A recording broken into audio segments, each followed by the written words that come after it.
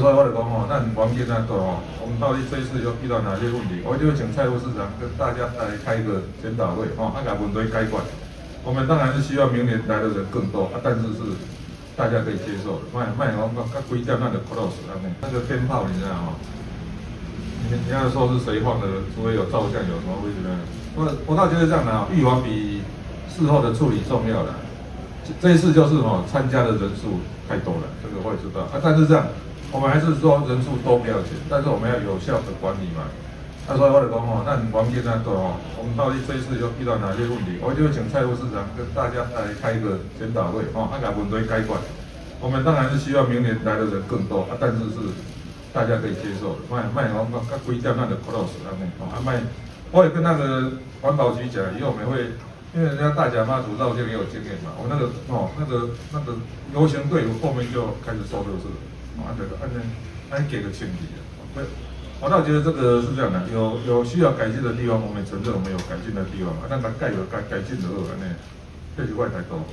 我们刚刚才办完嘛，现在是明年嘛，我们要长的时间来准备嘛，我觉得这样的在这个宗教的风俗文化跟居民生活当中，我们取一个平衡的。但是讲办还是要办的活动要办的热闹，但是不要太去干扰别人，那就好了。但是我们这个还是板卡地区上重要的文化嘛，这也不是说我们还是要尊重它嘛。市长听起来好像就是你希望是由庙方这边的自治来。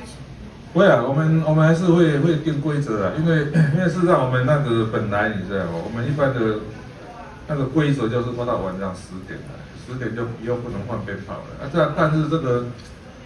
但是我们跨年也是到12点嘛，所以这个就大家事先要讲好这个规则是这样。如果例外的话，那是特殊事件，那也要经过一个地区大家有讨论过但是这样也不能说到早上5、6点，这次是真的是到早上5点在9点7点才入庙嘛，这个就真的是拖太久了。市长，不好意思，我再问一个问题，就是这一次这么快的出来跟大家说这个检讨的方案，是不是有感受到民意这边有很大的？我们还是要做一个快速反应的政府嘛。然后我倒觉得这样的，面对问题是解决问题的第一步嘛。我没有说我们假装没看到，它就是问题嘛，一个居民潮嘛。你看脸书你也知道这个抱怨的人很多嘛，我也觉得它是个问题的所以我们还是要检讨，还是要改进嘛，就这样但是我觉得这样的对市长来讲，还是要谢谢，不管是公庙啦、警察啦、清洁这类，大家也是很认真在做这件事情嘛，我们还是要谢谢他们。